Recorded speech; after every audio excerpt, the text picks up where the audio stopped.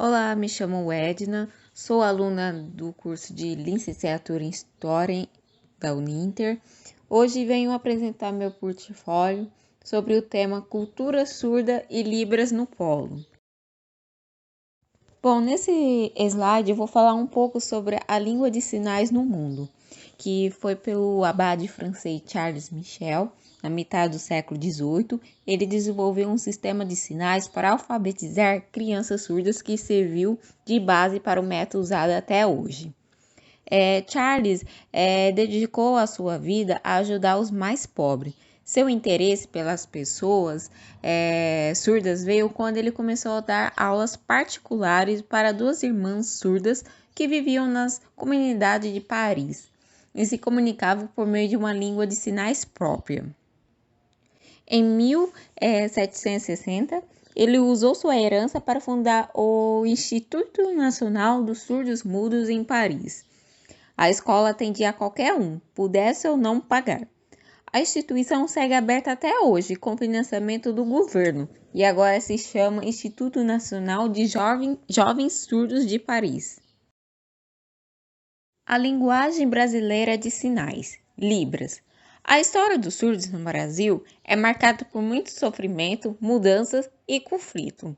Sabe-se que na antiguidade eram considerados ora como os deuses, ora como pessoas diabólicas, que precisavam ser punidas por não falarem oralmente.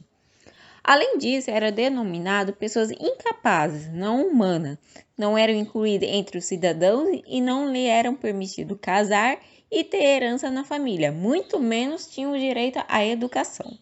Na Grécia Antiga, eram exterminados ou atirados no penhasco ou no mar. Em 1857, o professor surdo Edouard Wet, de Paris, veio ao Brasil com o apoio de Dom Pedro II e funda em 26 de setembro, no mesmo ano, o Instituto Surdos Mudo, hoje denominado Instituto Nacional de Educação de Surdo, na cidade do Rio de Janeiro. Wet utiliza na educação do surdo, no Instituto, a linguagem escrita, o alfabeto manual e a língua de sinais francesa, misturando com a língua de sinais utilizada pelos surdos brasileiros. A língua brasileira de sinais, Libras, é um sistema linguístico legítimo, língua natural, materna e considerada a primeira língua da maioria das pessoas surdas. Tem a modalidade gestual visual e uma estrutura gramatical própria. A Libras é a língua natural da comunidade surda brasileira, considerada como um povo com uma cultura e língua própria, que ainda sofre opressão da sociedade majoritária e que impõe um padrão. Cultura surda. A cultura surda é o conjunto de características que torna uma pessoa parte da comunidade surda ou do povo surdo, permitida principalmente pelo uso da língua de sinais. Logo, a cultura surda é colocada em oposição à cultura ouvinte, ou seja, o modo de ser e de se comunicar que é característica das pessoas que ouvem.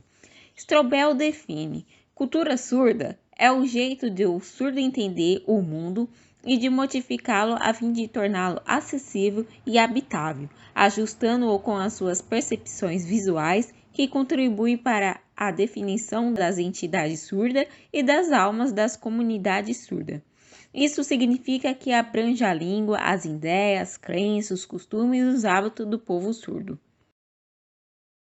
A cultura surda no Brasil. Primeiramente, o surdo sempre foi muito marginalizado, como eu falei nos slides anteriores, e por isso acabou sendo prejudicado em diversos contextos sociais. Entretanto, com o passar do tempo, houve um crescimento da comunidade surda e foram necessárias mudanças na sociedade, que antes exigia que o surdo simplesmente se adaptasse à cultura ouvinte. Por exemplo, você já parou para pensar em como é injusto que não se ensine Libras nas escolas? No meu modo de pensar, eu acredito que deveria realmente implantar o ensino Libras nas escolas desde o ensino fundamental, o ensino médio e assim por diante. É essencial ter o conhecimento em Libras, pois hoje, atualmente, eu vejo muitas pessoas que têm dificuldade, pois afinal, a língua brasileira de sinais É uma língua oficial no país, mas poucas pessoas sabem ou têm interesse em aprendê-la. Logo, o surdo fica marginalizado socialmente. Assim foi através de muitos movimentos sociais que a comunidade surda conquistou seus direitos.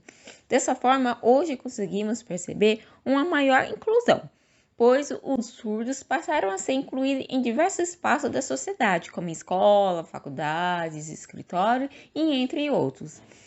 Um exemplo disso que eu vejo atualmente, né, são as lives, né, dos cantores, que chamou muita atenção porque tem sempre o intérprete, né, ali, né, interpretando para que as pessoas surdas também assistem, né, sempre tem um intérprete ali, né. Então, até vi num site, né, que eu vi que cresceu o aumento das pessoas à procura de um curso de Libras, né. E como eu disse, né, conhecimento é essencial, essencial. E aprender Libras é importante. Nesse slide, os ouvintes e a Libra fala que no Brasil existe quase 10 milhões de deficientes auditivos, um número bastante expressivo para o nosso país. Portanto, é fundamental aprender como conversar com um surdo da melhor forma, principalmente se você tem uma empresa ou lida com pessoas no dia a dia de trabalho. Por exemplo, no meu serviço, tem um cliente que é deficiente auditivo. E com o uso da máscara, às vezes acaba atrapalhando ele fazer a leitura labial para ele me entender. Então, às vezes eu dou uma baixadinha quando eu vejo que é ele, né, o cliente. Dou uma baixada para ele assim me compreender melhor. E como eu disse no slide anterior, percebo que muitas pessoas, né, têm a dificuldade de se comunicar com uma pessoa surda. Muitas delas, um dos erros que eu vejo, né, frequentemente, é você não falar de frente com a pessoa, sabe? Porque a pessoa surda, eles costumam mais fazer uma leitura labial, né, para te entender melhor. Mas a pessoa, às vezes, né, não entende ou não sabe, começa a gesticular, olhar para o lado e assim por diante. Então, isso acaba atrapalhando a comunicação. Nisso, eu coloquei no slide algumas dicas, como manter contato visual, aprender Libras. O YouTube tá cheio de vídeos, né? Ensinando alguns sinais em Libras e assim por diante. E tem também sites, né, gratuito que oferecem cursos de Libra gratuito, né? E você pode contar com a tecnologia, não gritar, posicione na frente da pessoa, para chamar sua atenção, abane as mãos no campo visual do surdo ou toque a pessoa gentilmente. Capacitação de ouvinte em Libras. Aqui eu coloquei alguns exemplos, como cursos presenciais, online, livros, videoaula e assim por diante.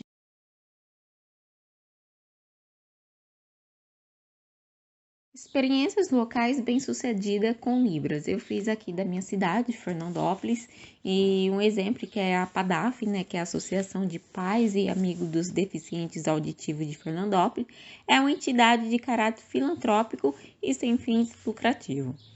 Tornou-se um centro de referência, atendendo a população que se encontra em estado de vulnerabilidade social, evitando viagens desnecessárias para a realização de exame e atendimento em outras cidades e capitais. Um dos projetos deles que eu acho interessante, né, é que a instituição busca incluir os participantes e não participantes da entidade, desmanchando assim o conceito pré-formado com relação às pessoas que possuem deficiência auditiva. Por exemplo, eu sigo a PADAF no Face, né? E eles postam direto que tá tendo curso de Libras e assim por diante. Eu acho bem interessante isso. Como vocês podem ver, essas são algumas fotos que eu achei no site, cursos de Libras e a ecoterapia com os alunos da APADAF. Libras e cultura surda, o que pode ser feito em nosso polo. Ao entrar na graduação, me deparei com a matéria de Libras.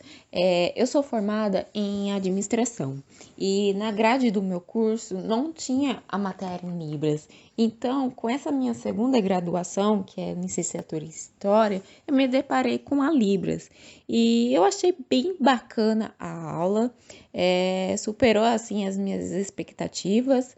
Foi bem interessante mesmo. Meu primeiro contato com Libras foi quando eu estava no prezinho, quando a professora, assim, os alunos, né, na minha sala tinha uma apresentação para fazer.